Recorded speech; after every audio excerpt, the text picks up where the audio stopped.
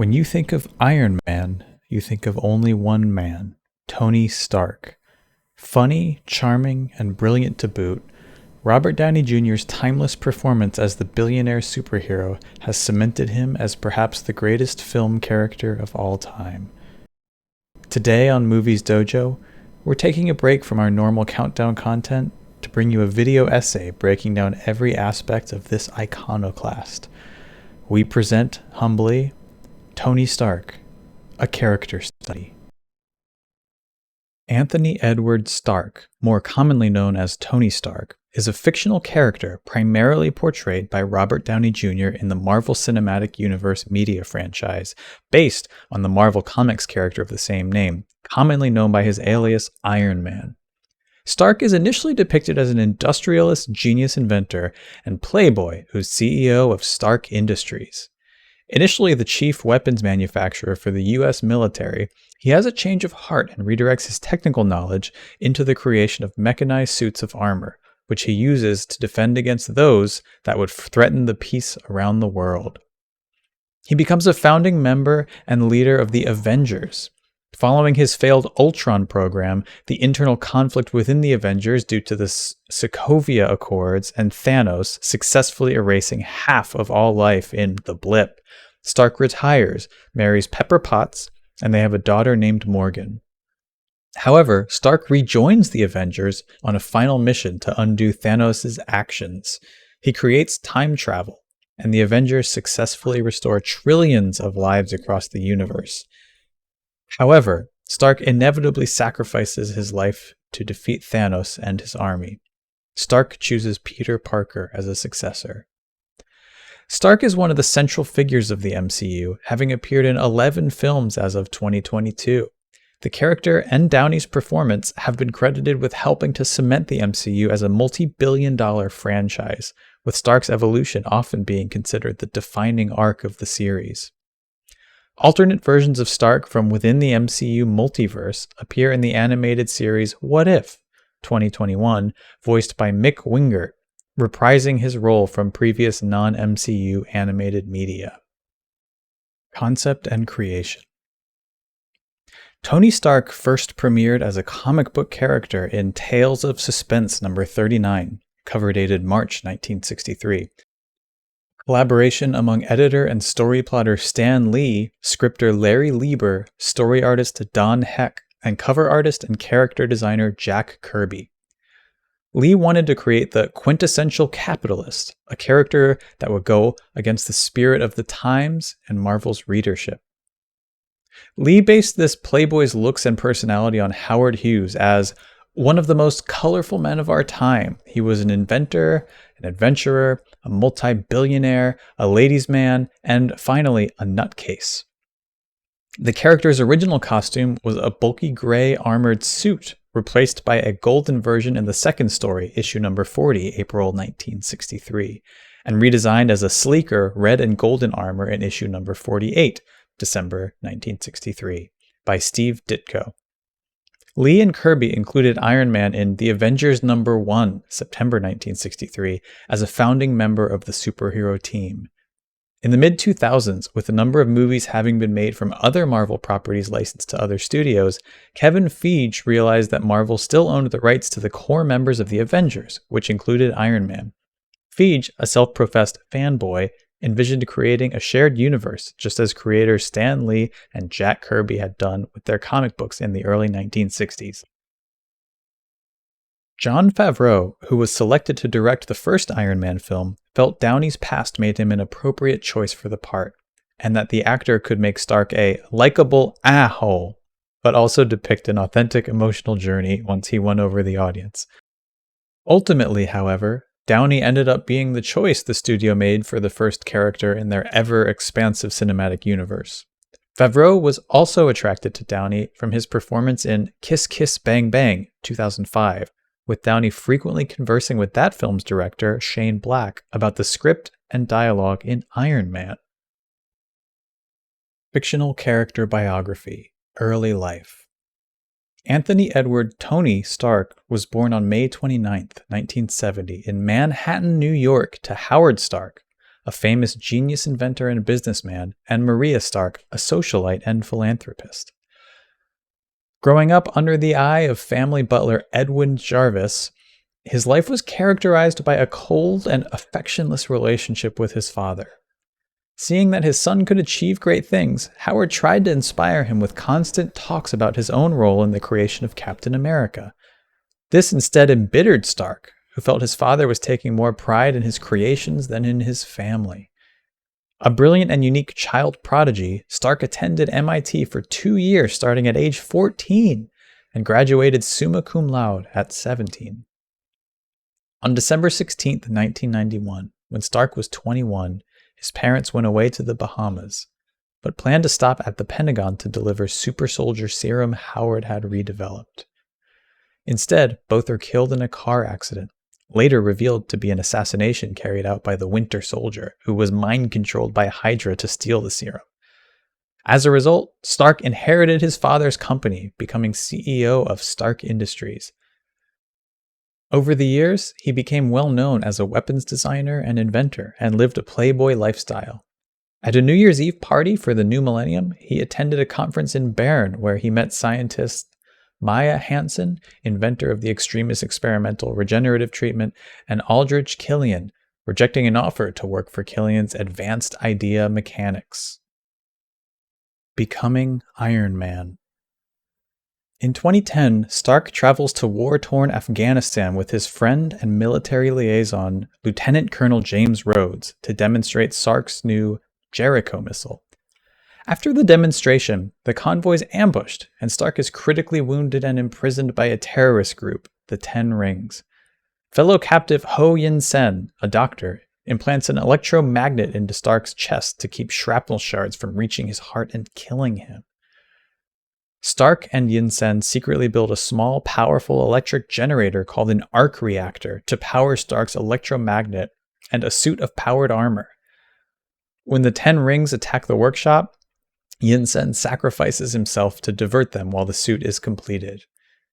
The armored Stark battles his way out of the cave to find the dying Yin-sen, then burns the Ten Rings' weapons in anger and flies away, crashing in the desert. Rescued by Rhodes, Stark returns home to announce that his company will no longer manufacture weapons. In his home workshop, Stark builds a sleeker, more powerful version of his improvised armor suit, as well as a more powerful arc reactor. Stark learns that Obadiah Stane has been engaged in arms trafficking to criminals worldwide and is staging a coup to replace him as Stark Industries CEO. Stark, in his new armor, flies to Afghanistan and saves the villagers. Stane ambushes Stark at his home and takes the arc reactor from his chest, revealing that Stane was responsible for Stark's captivity. Stark manages to get a hold of his original reactor to replace it and defeats Stane. The next day, at a press conference, Stark publicly admits to being Iron Man. Battling Vanko. 6 months later, in 2011, Stark's fame has grown and he uses his Iron Man suit for peaceful means, resisting government pressure to sell his designs. He reinstitutes the Stark Expo to continue his father's legacy, but discovers that the palladium core in the arc reactor that keeps Stark alive and powers his armor is slowly poisoning him. Growing increasingly reckless and despondent about his impending death, he appoints Pepper Potts CEO of Stark Industries. Stark competes in the Monaco Historic Grand Prix and is attacked mid-race by Ivan Vanko, who wields electrified whips powered by a miniature arc reactor. Stark dons his Mark V armor and defeats Vanko, but the suit is severely damaged. At his birthday party, Stark gets drunk while wearing the Mark IV suit. Rhodes dons Stark's Mark II prototype armor and tries to restrain him. The fight ends in a stalemate, so Rhodes confiscates the Mark II for the U.S. Air Force. Stark discovers a hidden message from his father, a diagram of the structure of a new element, which Stark synthesizes. At the expo, Stark's rival Justin Hammer unveils Vanko's armored drones, led by Rhodes in a heavily weaponized version of the Mark II armor. Stark arrives in the Mark VI armor to warn Rhodes, but Vanko remotely takes control of both the drones and Rhodes' armor and attacks Iron Man. Stark and Rhodes together defeat Vanko and his drones. After narrowly saving Pepper Potts from a self-destructing drone, they start a relationship. The Battle of New York. In 2012, when the Asgardian Loki arrives and begins menacing Earth, seizing the Tesseract from a S.H.I.E.L.D. facility, Fury activates the Avengers Initiative, and Agent Phil Coulson visits Stark to have him review the research of Eric Selvig on the Tesseract.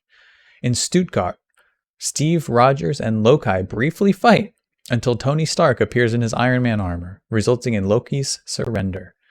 While Loki is being escorted to S.H.I.E.L.D., Thor arrives and frees him, hoping to convince him to abandon his plan and return to Asgard. After a confrontation with Stark and Rogers, Thor agrees to take Loki to S.H.I.E.L.D.'s flying aircraft carrier, the Helicarrier. The Avengers become divided, both over how to approach Loki and the revelation that S.H.I.E.L.D. plans to harness the Tesseract to develop weapons. Agents possessed by Loki attack the Helicarrier, disabling one of its engines in flight, which Stark and Rogers must work to restart. Loki escapes, and Stark and Rogers realize that for Loki, simply defeating them will not be enough. He needs to overpower them publicly to validate himself as ruler of Earth. Loki uses the Tesseract to open a wormhole in New York City above the Avengers Tower to allow Chitauri fleet in space to invade. Fury's superiors from the World Security Council attempt to end the invasion by launching a nuclear missile at Midtown Manhattan. Stark intercepts the missile, and in an apparent sacrifice of his own life, takes it through the wormhole toward the Chitauri fleet. The missile detonates, destroying the Chitauri mothership and disabling their forces on Earth. Stark's suit runs out of power, and he falls back through the wormhole, but the Hulk saves him from crashing into the ground. Stark and the other Avengers capture Loki, and Thor takes custody of him. Pursuing the Mandarin. Stark develops PTSD from his experiences during the alien invasion, resulting in panic attacks. Restless, he builds several dozen Iron Man suits, creating friction with girlfriend Pepper Potts. 7 months after the invasion, Happy Hogan is badly injured in one of a string of bombings by a terrorist known only as the Mandarin. Stark issues a televised threat to him, who destroys Stark's Malibu home with helicopter gunships. Stark escapes in an Iron Man suit and crashes in rural Tennessee. His experimental armor lacks sufficient power to return to California, and the world believes him dead. Tennessee, officially the state of Tennessee, is a landlocked state in the southeastern region of the United States. Tennessee is the 36th largest by area and the 16th most populous of the 50 states. It's bordered by Kentucky to the north, Virginia to the northeast, North Carolina to the east, Georgia, Alabama, and Mississippi to the south, Arkansas to the southwest, and Missouri to the northwest. Tennessee is geographically, culturally, and legally divided into 3 grand divisions of East, Middle, and West Tennessee. Nashville is the state's capital and largest city, and anchors its largest metropolitan area. Other major cities include Memphis, Knoxville, Chattanooga, and Clarksville. Tennessee's population as of the 2020 United States Census is approximately 6.9 million. Tennessee is rooted in the Watauga Association, a 1772 frontier pact generally regarded as the first constitutional government west of the Appalachian Mountains. Its name derives from Tanasi, a Cherokee town in the eastern part of the state that existed before the first European-American settlement. Tennessee was initially part of North Carolina, and later the Southwest Territory before its admission to the Union as the 16th state on June 1, 1796. It earned the nickname the Volunteer State early in its history due to a strong tradition of military service. A slave state until the American Civil War, Tennessee was politically divided, with its western and middle parts supporting the Confederacy, and the eastern region harboring pro-Union sentiment. As a result, Tennessee was the last state to secede and the first readmitted to the Union after the war. During the 20th century, Tennessee transitioned from a predominantly agrarian society to a more diversified economy. This was aided in part by massive federal investment in the Tennessee Valley Authority, TVA, and the city of Oak Ridge, which was established during World War II to house the Manhattan Project's uranium enrichment facilities for the construction of the world's first atomic bombs. These were dropped on Imperial Japan at the end of the war. After the war, the Oak Ridge National Laboratory became a key center of scientific research. In 2016, the element tennessine was named for the state, largely in recognition for the roles played by Oak Ridge, Vanderbilt University, and the University of Tennessee in its discovery. Tennessee has also played a major role in the development of many forms of popular music, including country, blues, rock and roll, soul, and gospel. Tennessee has diverse terrain and landforms, and from east to west contains a mix of cultural features characteristic of Appalachia, the upland South, and the Deep South. The Blue Ridge Mountains along the eastern border reach some of the highest elevations in eastern North America, and the Cumberland Plateau contains many scenic valleys and waterfalls. The central part of the state is marked by cavernous bedrock and irregular rolling hills, and level, fertile plains define West Tennessee. The state is twice bisected by the Tennessee River, and the Mississippi River forms its western border. Its economy is dominated by the healthcare, music, finance, automotive, chemical, electronics, and tourism sectors. And cattle, soybeans, corn, poultry, and cotton are its primary agricultural products. The Great Smoky Mountains National Park, the nation's most visited national park, is in eastern Tennessee. Stark traces the Mandarin to Miami and infiltrates his headquarters, where he discovers the Mandarin was just an actor named Trevor Slattery. Aldrich Killian reveals himself to be the real Mandarin and captures Stark. He escapes and reunites with Rhodes, discovering that Killian intends to attack U.S. President Ellis aboard Air Force One. Stark saves the surviving passengers and crew, but cannot stop Killian from abducting Ellis and destroying Air Force One. Killian intends to kill Ellis on an oil platform on live television. On the platform, Stark goes to save Potts, who had been kidnapped and subjected to extremists, as Rhodes saves the president. Stark summons his Iron Man suits, controlled remotely by Jarvis, to provide air support. Potts, having survived the extremist procedure, kills Killian. Stark orders Jarvis to remotely destroy all of the Iron Man suits as a sign of his devotion to Potts, and undergoes surgery to remove the shrapnel embedded near his heart. He pitches his obsolete chest arc reactor into the sea, musing that he will always be Iron Man. Creating Ultron. In 2015, Stark and the Avengers raid a Hydra facility commanded by Wolfgang von Strucker, who had been experimenting on siblings Pietro and Wanda Maximoff using the scepter previously wielded by Loki. While the team fights outside, Stark enters the lab and finds the scepter, along with Chitauri ships from the Battle of New York under construction. Wanda sneaks up from behind him and uses her mind manipulation powers to give him a haunting vision, the death of all the Avengers except him. Stark awakens from the vision and retrieves Loki's scepter. Returning to the Avengers Tower, Stark and Bruce Banner discover an artificial intelligence within the scepter's gem and secretly decide to use it to complete Stark's Ultron global defense program. The unexpectedly sentient Ultron eliminates Stark's AI Jarvis and attacks the Avengers. Escaping with the scepter, Ultron builds an army of robot drones, kills Strucker, and recruits the Maximoffs, who hold Stark responsible for their parents' death by his company's weapons.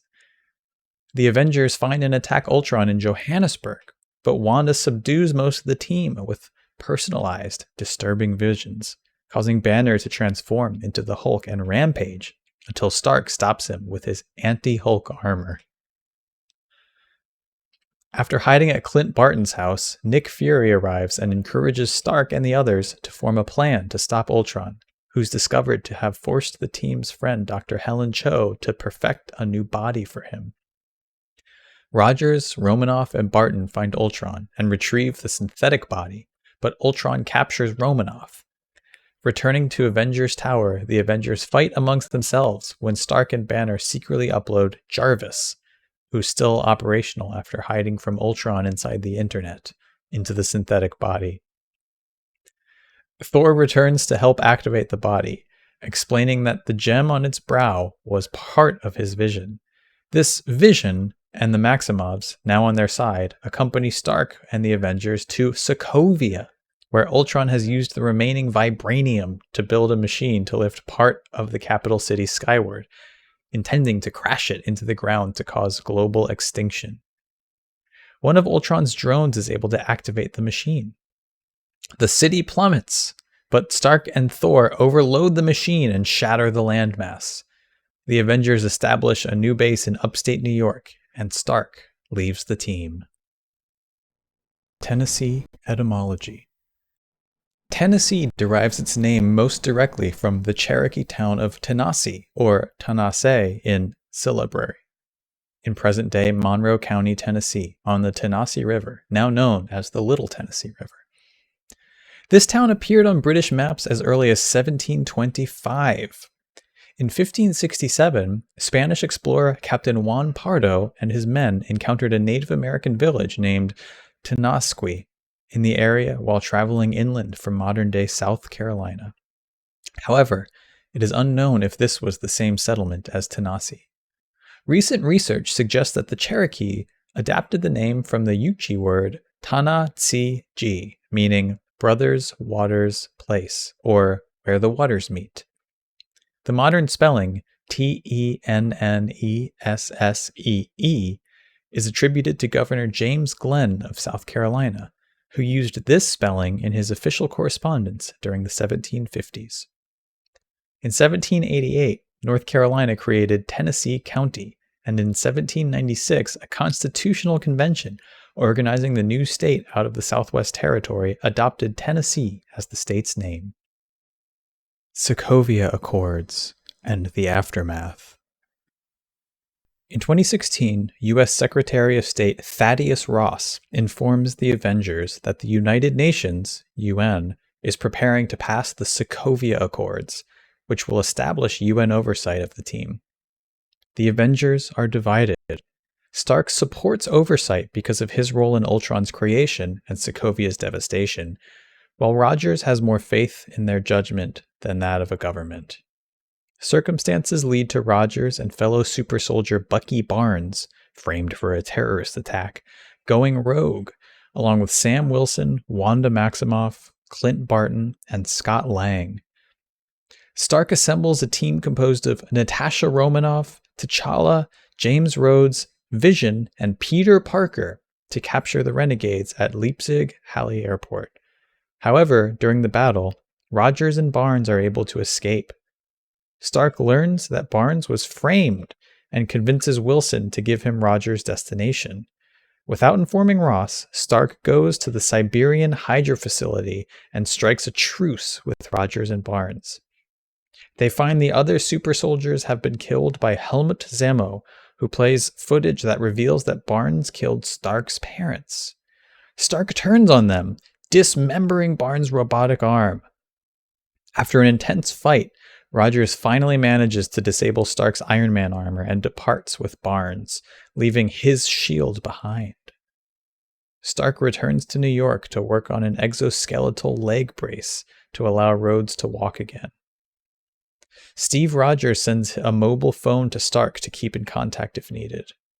When Ross calls, informing him that Rogers has broken the others out on the raft, Stark refuses to help. 2 months later, Peter Parker resumes his high school studies, with Stark telling him he's not yet ready to become a full Avenger. Stark rescues Parker from nearly drowning after an encounter with Adrian Toomes, and warns Parker against further involvement with the criminals. When another weapon from Toomes malfunctions during a fight with Parker and tears the Staten Island ferry in half, Stark helps Parker save the passengers before admonishing him for his recklessness and confiscating his suit. Parker realizes Toomes planning to hijack a plane transporting weapons from Stark Tower to the team's new headquarters.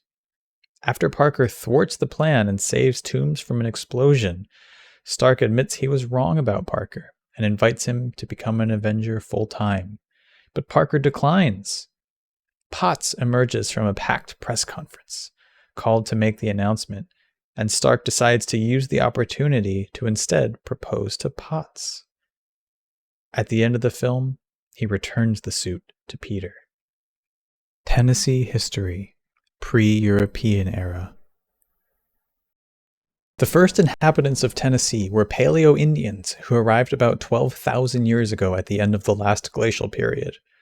Archaeological excavations indicate that the lower Tennessee Valley was heavily populated by Ice Age hunter-gatherers, and Middle Tennessee is believed to have been rich with game animals such as mastodons. The names of the cultural groups who inhabited the area before European contact are unknown, but archaeologists have named several distinct cultural phases, including the Archaic, 8000 to 1000 BC, Woodland, 1000 BC to 1000 AD, and Mississippian, 1000 to 1600 AD periods. The archaic peoples first domesticated dogs, and plants such as squash, corn, gourds, and sunflowers were first grown in Tennessee during the Woodland period. Later generations of woodland peoples constructed the first mounds. Rapid civilizational development occurred during the Mississippian period, when indigenous people developed organized chiefdoms and constructed numerous ceremonial structures throughout the state. Spanish conquistadors who explored the region in the 16th century encountered some of the Mississippian peoples, including the Muskogee Creek, Yuchi, and Shawnee.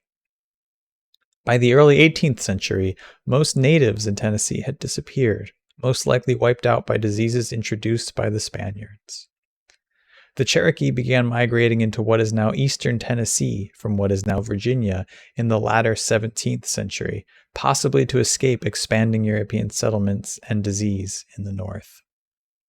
They forced the Creek, Yuchi, and Shawnee out of the state in the early 18th century. The Chickasaw remained confined to West Tennessee, and the middle part of the state contained few Native Americans, although both the Cherokee and the Shawnee claimed the region as their hunting ground. Cherokee peoples in Tennessee were known by European settlers as the Overhill Cherokee because they lived west of the Blue Ridge Mountains. Overhill settlements grew along the rivers in East Tennessee in the early 18th century. Infinity War. In 2018, Stark and Potts are in a New York City park discussing having children when Banner, who had disappeared after the Battle of Sokovia, crash lands at the Sanctum Sanctorum. Banner relays a warning to Stephen Strange, Wong, and Stark that the mad Titan Thanos plans to use the Infinity Stones to kill half of all life in the universe. Ebony Maw and Cole Obsidian arrive to retrieve the Time Stone, prompting Stark, Strange, Wong, and Parker to confront them. Although Cole Obsidian is incapacitated, Strange is captured by Maw. Stark and Parker sneak aboard Maw's spaceship to rescue him. After successfully freeing Strange and killing Maw, the trio proceed to Thanos' home planet Titan, where they meet members of the Guardians of the Galaxy. They form a plan to confront Thanos and remove the Infinity Gauntlet, but Thanos overpowers the group and stabs Stark in the abdomen. Strange surrenders the Time Stone in exchange for Thanos sparing Stark. Thanos takes the stone and departs for Earth, retrieves the final stone, and activates the Infinity Gauntlet. Stark and Nebula, stranded on Titan, watch as Parker and the others are turned to dust. Time Heist and Sacrifice. Stark and Nebula are rescued from space by Carol Danvers and returned to Earth, where Stark chooses to retire and raise his daughter Morgan with Potts. Later, he constructs a secret beach house lab in Mexico for Banner to merge his two identities and spend some time with him, including making a tiki bar. In 2023, when Scott Lang hypothesizes a way to bring back the Fallen, the Avengers approach Stark, who initially refuses, considering the idea dangerous. Despite this, he examines the matter privately, discovers time travel, and agrees to help. The Avengers reassemble and planned to retrieve the Infinity Stones from the past to undo Thanos' actions. Traveling to 2012, Stark fails to retrieve the Space Stone following the Battle of New York and instead goes further back to the 1970s to steal it from a S.H.I.E.L.D. facility, where he has a meaningful conversation with a younger version of his father, Howard. The Avengers successfully obtain all of the Infinity Stones before returning to the present. The stones are incorporated into a gauntlet made by Stark, which Banner then uses to resurrect those that were disintegrated by Thanos. However, they are followed by an alternate version of Thanos and his army, who are summoned to 2023 by an alternate version of Nebula. During the ensuing battle, Thanos obtains Stark's gauntlet and the two of them wrestle for control of it. Thanos is able to overpower Stark before attempting another snap, but discovers that Stark has transferred the Infinity Stones to his own armor. Stark activates the gauntlet and uses it to disintegrate Thanos and all of his forces and save the universe, but fatally injures himself in the process. He dies, surrounded by Rhodes, Parker, and Potts. Exploration and colonization. The first recorded European expeditions into what is now known as Tennessee were led by Spanish explorers Hernando de Soto in 1550 to 1541, Tristan de Luna in 1559, and Juan Pardo in 1566 to 1567. In 1673, English fur trader Abraham Wood sent an expedition from the colony of Virginia into Overhill Cherokee territory in modern-day northeastern Tennessee. That same year, a French expedition led by missionary Jacques Marquette and Louis Joaillier explored the Mississippi River and became the first Europeans to map the Mississippi Valley. In 1682, an expedition led by René Robert Cavelier, Sieur de la Salle, constructed Fort Prudhomme on the Chickasaw Bluffs in West Tennessee. By the late 17th century, French traders began to explore the Cumberland River Valley, and in 1714, under Charles Charleville command, established French Lick, a fur trading settlement at the present location of Nashville, near the Cumberland River. In 1739, the French constructed Fort Assumption under Jean-Baptiste Le Moyne de Bienville on the Mississippi River at the present location of Memphis, which they used as a base against the Chickasaw during the 1739 campaign of the Chickasaw Wars. In the 1750s and 1760s, long hunters from Virginia explored much of East and Middle Tennessee. Settlers from the colony of South Carolina built Fort Loudon on the Little Tennessee River in 1756, the first British settlement in what is now Tennessee and the westernmost British outpost to that date. Hostilities erupted between the British and the Cherokee into an armed conflict, and a siege of the fort ended with its surrender in 1760. After the French and Indian War, Britain issued the Royal Proclamation of 1763, which forbade settlements west of the Appalachian Mountains in an effort to mitigate conflict with the natives. But migration across the mountains continued, and the first permanent European settlers began arriving in northeastern Tennessee in the late 1760s.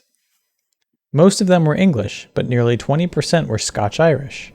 They formed the Watauga Association in 1772, a semi-autonomous representative government, and 3 years later reorganized themselves into the Washington District to support the cause of the American Revolutionary War. The next year, after an unsuccessful petition to Virginia, North Carolina agreed to annex the Washington District to provide protection from Native American attacks.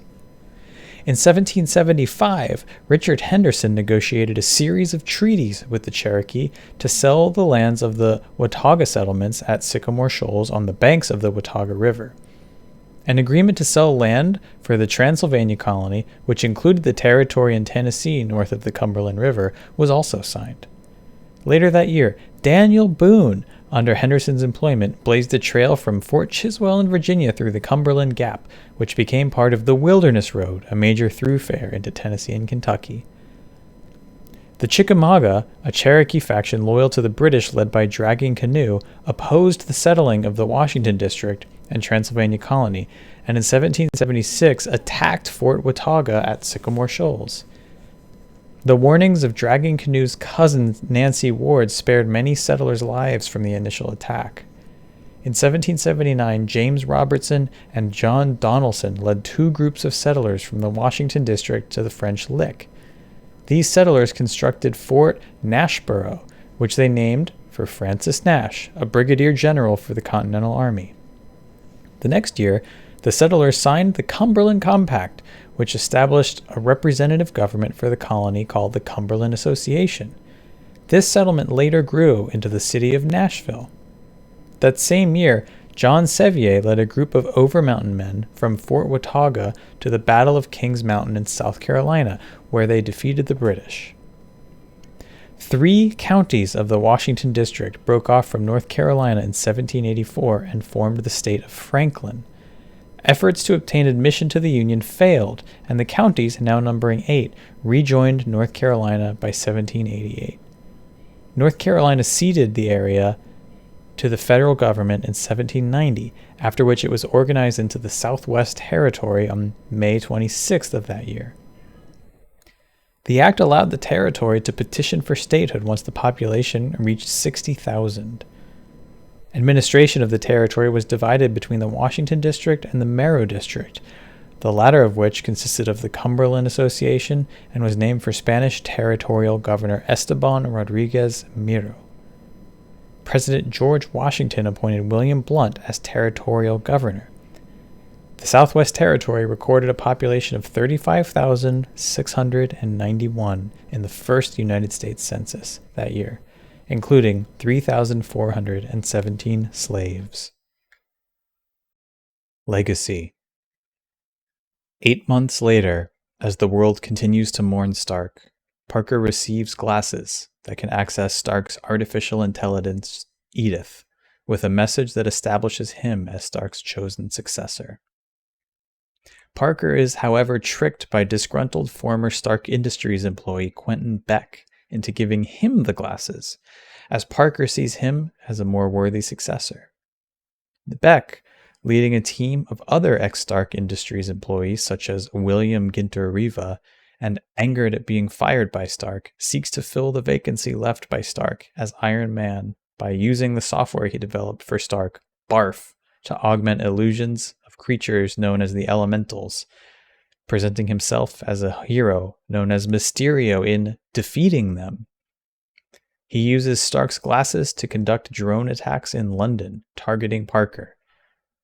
Parker eventually foils Beck's plots and retakes the glasses, and he designs his own Spider-Man suit using technology from Stark Industries, in a similar manner to Stark designing his first Iron Man armor. Characterization, appearance, and personality. Downey had an office next to Favreau during pre-production, which allowed him greater involvement in the screenwriting process, especially adding humor to the film. Downey explained, "What I usually hate about these superhero movies is when suddenly the guy that you were digging turns into Dudley Do-Right, and then you're supposed to buy all this, let's do some good, that Elliot Ness in a cape type thing. What was really important to me was not to have him change so much that he's unrecognizable. When someone used to be a schmuck and they're not anymore, hopefully they'll still have a sense of humor." To prepare, Downey spent 5 days a week weight training and practiced martial arts to get into shape, which he said benefited him because, quote, "It's hard not to have a personality meltdown after about several hours in that suit. I'm calling up every therapeutic moment I can think of just to get through the day." The revelation at the end of Iron Man of Stark's alter ego was improvised by Stark's actor Robert Downey Jr. Marvel Studios present Kevin Feige on Stark revealing his alter ego. Quote, "It's a fine line. If you're changing something because you won't double down on the spirit of who the character is, that's a change we'll make. Tony Stark not reading off the card and not sticking with the fixed story, him just blurting out, 'I am Iron Man,' that seems very much in keeping with who that character is." For the first film, Favreau and Downey had been handed an existing script and worked from it. In contrast, for Iron Man 2, the duo were given more freedom to conceive of the story for themselves, in which Stark struggles to keep his technology out of the hands of government and rival weapon makers. On Stark being a hero, Downey said, "It's kind of ironic, but I really kind of on his own behalf." So I think there's probably a bit of imposter complex, and no sooner has he said, "I am Iron Man," than he's now really wondering what that means. If you've lost all this cushion like he does, and the public is on your side, and you have immense power and wealth, I think he's way too insulated to be okay. The Avengers introduced Stark's role as one of an ensemble of heroes who must come together to defend the Earth from an alien invasion led by the god Loki. Downey initially pushed director Joss Whedon to make Stark the lead of the 2012 Avengers film. Quote, "When I said, I need to be in the opening sequence, I don't know what you're thinking, but Tony needs to drive this thing," he was like, "Okay, let's try that." We tried, and it didn't work, because this is a different sort of thing. The story and the idea and the theme is the theme. Everybody's just an arm of the octopus, end quote. About the character's evolution from previous films, Downey said, quote, "In Iron Man, which was an origin story, he was his own epiphany and redemption of sorts. Iron Man 2 is all about not being an island, dealing with legacy issues, making the space for others. In the Avengers, he's throwing it down with the others," end quote. At the climax of the film, Stark gives a nuclear missile through an interstellar portal to destroy the main alien vessel, demonstrating a willingness to sacrifice his life to save the Earth. In Iron Man 3, Stark struggles to come to terms with his near-death experience in the Avengers, suffering from anxiety attacks. On making a third Iron Man film, Downey said, quote, "My sense of it is that we need to leave it all on the field, whatever that means in the end. You can pick several different points of departure for that," end quote. On following up the Avengers, Downey said, "They tried to be practical in a post-Avengers world. What are his challenges now? What are some limitations that might be placed on him? And what sort of threat would have him, as usual, ignore those limitations?" End quote. Screenwriter Drew Pearce compared Stark in Iron Man 3 to an American James Bond for being, quote, "heroes with a sense of danger to them and unpredictability," end quote, even if Stark was a free agent instead of an authority figure like Bond. He also likened Tony to the protagonists of 1970s films such as The French Connection, 1971, where the idiosyncrasies of the heroes is what made them exciting. In Avengers Age of Ultron, Stark has become the benefactor of the Avengers. On how his character evolves after the events of Iron Man 3, Downey said, "I don't think he realizes that tweaking and making all the suits in the world, which is what he's been doing, still didn't work for that thing of his tour of duty that left him a little PTSD. So his focus is more now on how we can make it so there's no problem to begin with. That, there's a little bouncer or plant's rope. That's the big idea."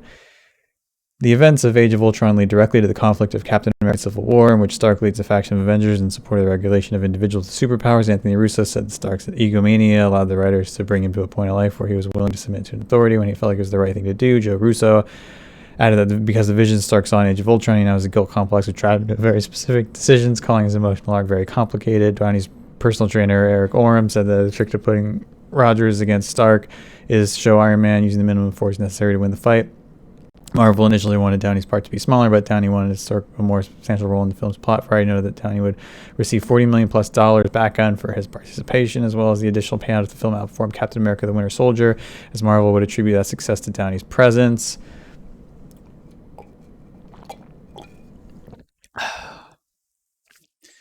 In Spider-Man: Homecoming, Stark's Peter Parker's mentor and the creator of the U.S. Department of Damage Control, Sony Pictures Motion Picture Group chairman Thomas Rathman noted that beyond the commercial advantage of featuring Downey in the film, the inclusion of Stark was important due to the relationship between him and Parker and Captain America: Civil War.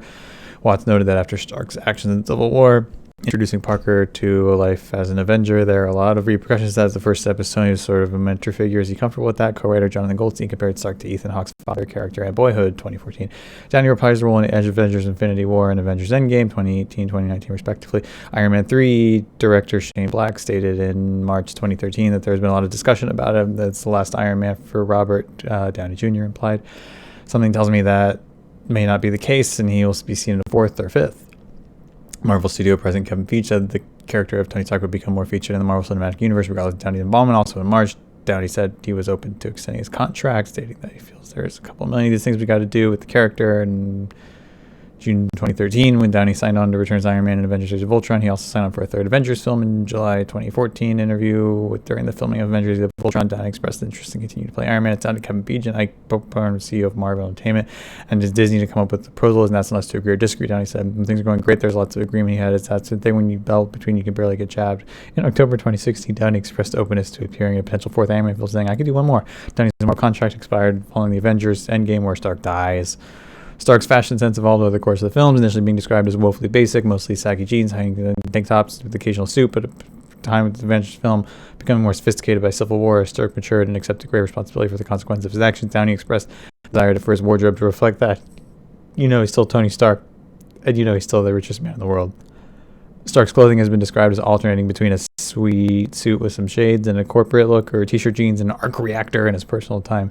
His fashion sense has been referred to as part mob boss and part Big Bang Theory cast member, and alternating between boxy pinstripe suits and faux ironic vintage tees. Tennessee, statehood and antebellum era. As support for statehood grew among the settlers, Governor Blunt called for elections, which were held in December 1793. The 13-member Territorial House of Representatives first convened in Knoxville on February 24, 1794, to select 10 members for the legislature's upper house, the Council. The full legislature convened on August 25, 1794.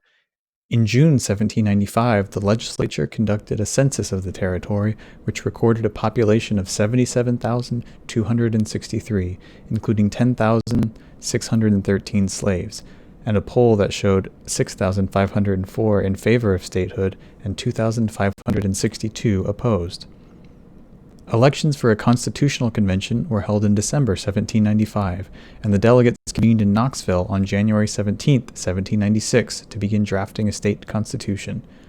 During this convention, the name Tennessee was chosen for the new state. The Constitution was completed on February 6, which authorized elections for the state's new legislature, the Tennessee General Assembly. The legislature convened on March 28, 1796, and the next day, John Sevier was announced as the state's first governor. Tennessee was admitted to the Union on June 1, 1796, as the 16th state, and the first created from federal territory. Tennessee reportedly earned the nickname the Volunteer State during the War of 1812, when 3,500 men enthusiastically answered a recruitment call by the General Assembly for the war effort. These soldiers, under Andrew Jackson's command, played a major role in the American victory at the Battle of New Orleans in 1815, the last major battle of the war. Several Tennesseans took part in the Texas Revolution of 1835 to 1836, including Governor Sam Houston and Congressman and frontiersman Davy Crockett, who was killed at the Battle of the Alamo.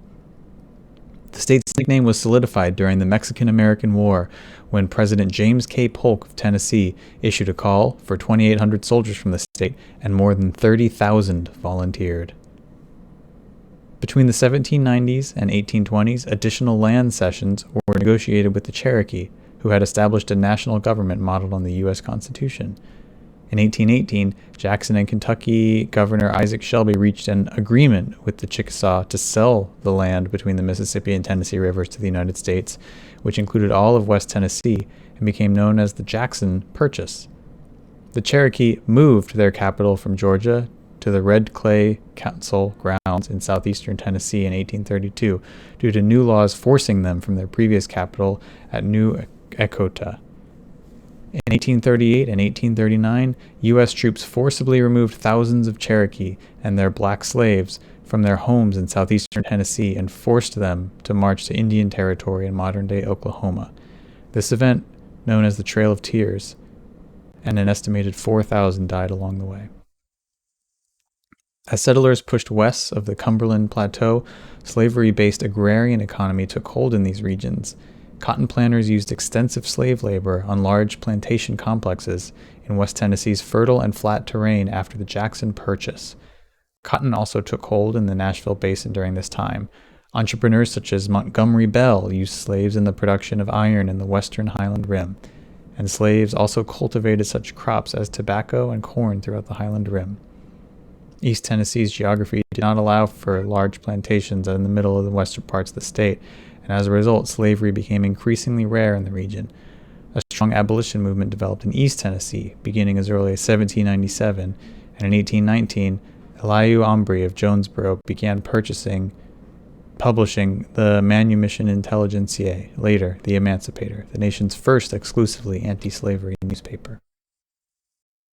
Differences from the comics. The origin story of Iron Man has been updated for the films. In the comics, Stark becomes Iron Man following an experience in the Vietnam War, which has changed to the war in Afghanistan. Jarvis in the comics is the familiar butler, while in the film, Jarvis is an artificial intelligence created by Stark, though still inspired by the butler from Stark's childhood, Edwin Jarvis, who is revealed to have died for the first time it takes place. Stark also proceeds through the early iterations of his armor to reach the now familiar red and gold color scheme, and much more quickly Stark's personality more closely resembles the Ultimate Comics version. The AI version of Jarvis is eventually uploaded by Stark to an artificial body and becomes Vision. In the films, Vision is created by Stark and Banner as a counter to Ultron. In the comics, however, Ultron is created by different members of the Avengers. Hank Pym and aspects of Pym's personality are integrated into the version of Ultron, such as desire for peace. Another difference in the film is the romance between Stark and Pepper Potts. In the comics, Potts has unrequited feelings for Stark and ultimately becomes involved with Stark's chauffeur and bodyguard, Happy Hogan. A new approach not seen in comics is Stark's mentorial relationship with Peter Parker. In the Ultimate Comics, Stark and Parker do not go past the normal trainer-trainee relationship in the MCU. Stark is also the creator of 2 iterations of Park Spider-Man suits in the comic where he only creates Iron. Parker creates the suits by himself. Stark is also shown to have a history with Parker's foes, Vulture and Mysterio. Both are depicted as having turned villains due to the unforeseen consequences by Stark. While he does not end up facing them, his protege does. The Mandarin, a recurring Iron Man villain in the comics, turns out to be just an actor portraying the character, while the real mastermind behind the acts is played by the Mandarin, being Aldrin Killian, a minor character in the comics. The Mandarin is revealed to have been a real person in Marvel one-shot All Hail the King. The version instead portrayed by a father and enemy is Shang-Chi and Shang-Chi and the Legends of the Ten Rings 2021. Tennessee's cities, towns, and counties. Tennessee is divided into 95 counties, each of which has a county seat. The state has 340 municipalities in total.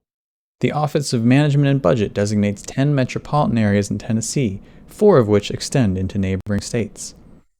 Nashville is Tennessee's capital and largest city, with nearly 700,000 residents. Its 13-county metropolitan area has been the state's largest since the early 1990s and is one of the nation's fastest-growing metropolitan areas, with about 2 million residents. Memphis, with more than 630,000 inhabitants, was the state's largest city until 2016, when Nashville surpassed it. It is in Shelby County, Tennessee's largest county in both population and land area. Knoxville, with about 190,000 inhabitants, and Chattanooga, Choo-Choo, with about 180,000 residents, is the third and fourth largest cities, respectively. Clarksville is a significant population center with about 170,000 residents. Murfreesboro is the sixth largest city and Nashville's largest suburb with more than 150,000 residents. In addition to the major cities, the tri-cities of Kingsport, Bristol, and Johnson City are considered the sixth major population center. The largest cities or towns in Tennessee, ranked. Number 1, Nashville in Davidson County, with 689,447 population. Number 2 is Memphis in Shelby County, with a population of 633,104. Number 3 is Knoxville in Knox County, with 190,740.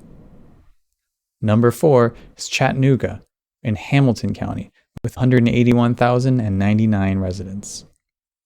Number 5 is Clarksville in Montgomery County, with 166,722 residents. Number 6 is Murfreesboro in Rutherford County, with a population of 152,769. Coming in at number 7 is Franklin in Williamson County, with 83,454 population. 8th place is Johnson City in Washington County, with a population consisting of 71,046 individuals. Coming in at 5th is Clarksville in Montgomery County, with 166,722. Coming in at 6th is Murfreesboro in Rutherford County, with a population of 152,769. 7th is Franklin in Williamson County, with a population of 83,454. 8th is Johnson City in Washington County, with a full population of 71,046. 6th place is Murfreesboro in Rutherford County, with a population of 152,769. The 7th most populous city in Tennessee is Franklin in Williamson County, with a population of 83,454. The 8th most populous city in Tennessee is Johnson City in Washington County, with a population of 71,046. Jackson is the 9th most populous city in Tennessee and resides in the county of Madison and has a population of 68,205. And bringing up the Chattanooga Choo-Choo Caboose is Hendersonville, number 10, in Sumner County, with a population of 61,753. Reception. Downey's portrayal of the character has been widely praised by fans and critics. Roger Ebert praised Downey's performance in Iron Man, stating, "At the end of the day, it's Robert Downey Jr. who powers the liftoff separating this from most other superhero movies." Frank Lovesey of Film Journal International, a one-time Marvel Comics writer, commended that Iron Man 2, quote, "doesn't find a changed man. Inside the metal, imperfect humanity grows even more so, as thought-provoking questions of identity meet techno-fantasy-made flesh." End quote. For The Avengers, Joe Morgenstern of the Wall Street Journal, despite complimenting Downey's performance, favored his work in Iron Man over his acting in The Avengers. Quote, "His Iron Man is certainly a team player, but Mr. Downey comes to the party with two insuperable superpowers: a character of established sophistication, the industrialist/inventor Tony Stark, a sharp-tongued man of the world, and his own Quicksilver presence that finds its finest expression in self-irony." End quote.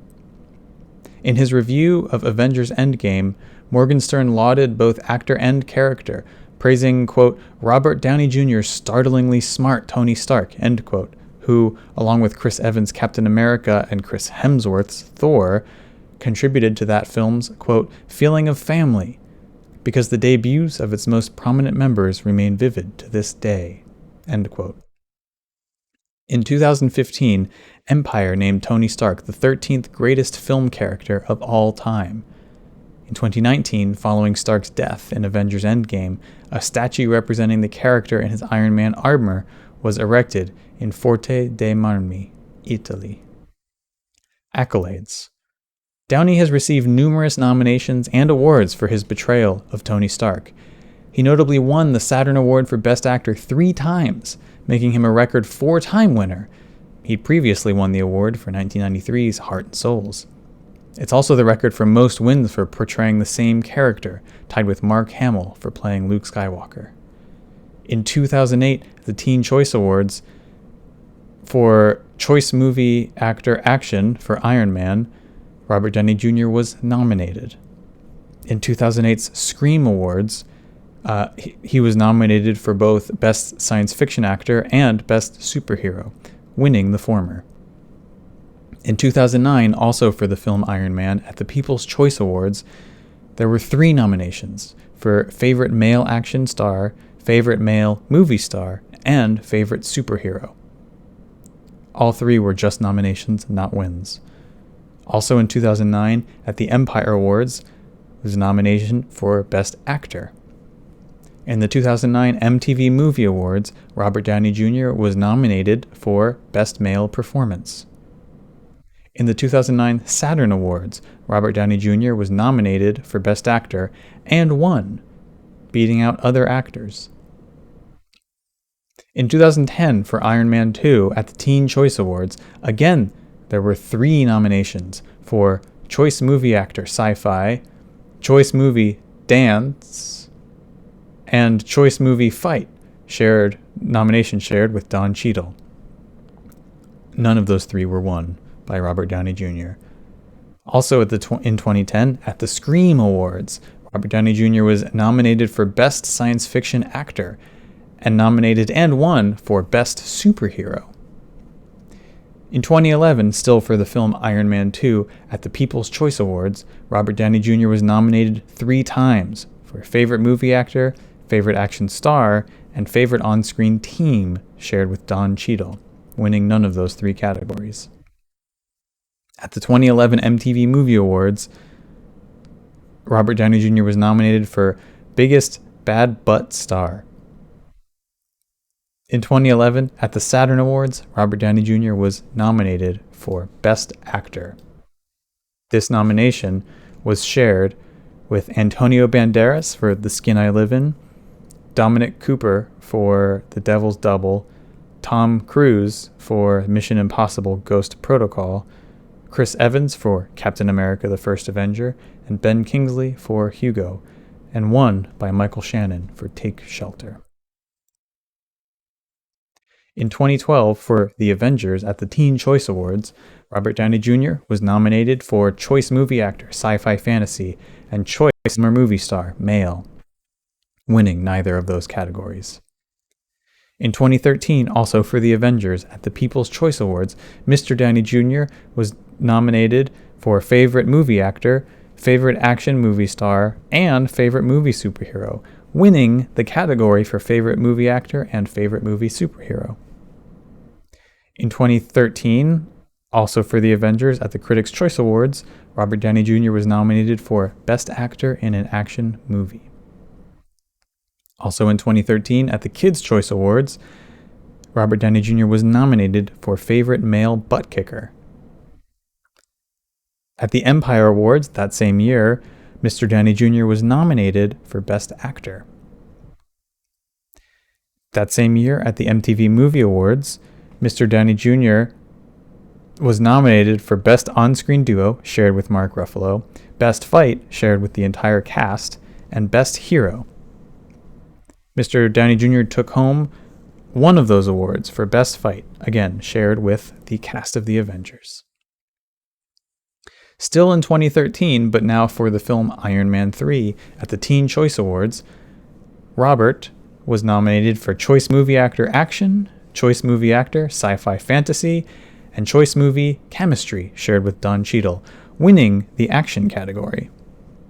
In 2014, still for Iron Man 3, Robert Downey Jr. took home 3 nominations at the People's Choice Awards for Favorite Movie Actor, Favorite Movie Duo, shared with Gwyneth Paltrow, and Favorite Action Movie Star, winning the People's Choice Award for Favorite Action Movie Star that year. That same year, at the Critics' Choice Awards, Robert Downey Jr. was nominated for Best Actor in an Action Movie. That same year, at the Kids' Choice Awards, Mr. Downey Jr. received a second nomination for Favorite Male Butt Kicker, as well as a nomination for Favorite Movie Actor. Notably, this year, he took home the Kids' Choice Award for Favorite Male Butt Kicker. In 2014, at the MTV Movie Awards, Mr. Downey Jr. was nominated for Best Hero. And in 2014, at the Saturn Awards, Mr. Downey Jr. was nominated and won the Best Actor award. In 2015, for Avengers: Age of Ultron, at the Teen Choice Awards, Mr. Downey Jr. was nominated for Choice Movie Actor Sci-Fi/Fantasy, not winning. In 2016, still for Avengers: Age of Ultron, at the People's Choice Awards, Robert was nominated for 2 categories, Favorite Movie Actor and Favorite Action Movie Actor. That same year, at the Kids' Choice Awards, Mr. Downey Jr. was nominated for Favorite Movie Actor. Mr. Downey Jr. did not receive a nomination this year for Favorite Male Butt Kicker at the Kids' Choice Awards. They have not commented. That same year, at the MTV Movie Awards, Mr. Downey Jr. was nominated for Best Fight with Mark Ruffalo. They did not win. That same year, for Captain America: Civil War at the Teen Choice Awards, Mr. Downey Jr. won for Best Fight. For Choice Movie Actor Sci-Fi/Fantasy and Choice Movie Chemistry with Cast. In 2017, still for Captain America: Civil War at the People's Choice Awards, Robert Downey Jr. won for Favorite Movie Actor. Nominated, did not win. He won for Favorite Action Movie Actor that year. That same year, at the Kids' Choice Awards, Robert Downey Jr. was nominated for Favorite Movie Actor, nominated for Favorite Frenemies with Chris Evans, and nominated for #Squad with the entire cast. The next year, in 2018, for Avengers Infinity War, at the Teen Choice Awards, Mr. Downing Jr. nominated and won Choice Action Movie Actor. That same year, for the same film, Mr. Downing Jr. was nominated at the People's Choice Awards for Male Movie Star of 2018. In 2019, still for Avengers Infinity War, at the Kids' Choice Awards, Mr. Downing Jr. won for Favorite Superhero. In 2019, for Avengers Endgame, at MTV Movie and TV Awards, for Best Hero, Mr. Downing Jr. was nominated and won. That same year, for that same film, at the Teen Choice Awards, Mr. Downing Jr. was nominated for Choice Action Movie Actor and won.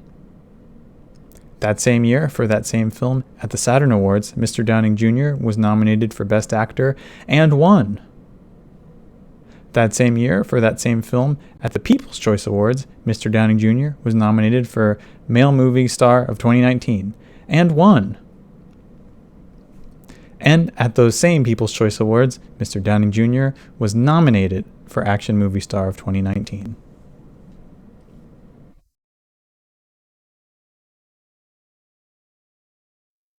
Tony Stark, also known as Iron Man, has led an inedible presence on the film industry and world culture as a whole. The character's nuances, strengths, weaknesses, ups and downs have us rooting for him the whole way, and his untimely death left more than a few of us crying to this very day. Maybe we'll get to see more Tony Stark in the future. Since they invented time travel, I don't see why Peter Parker can't go back in time and save Tony Stark's life. I'd certainly watch that movie. But until then, we'll have to keep rewatching all the existing Tony Stark content that we can. Thank you for joining us on this journey, and please remember to subscribe to Movies Dojo to get notified whenever we release a new Top 10 video. We had such a wonderful time making this video essay, and we hope you had a wonderful time enjoying it. As a bonus, here's a short compilation of just a few bloopers that happened along the way. Take care, y'all.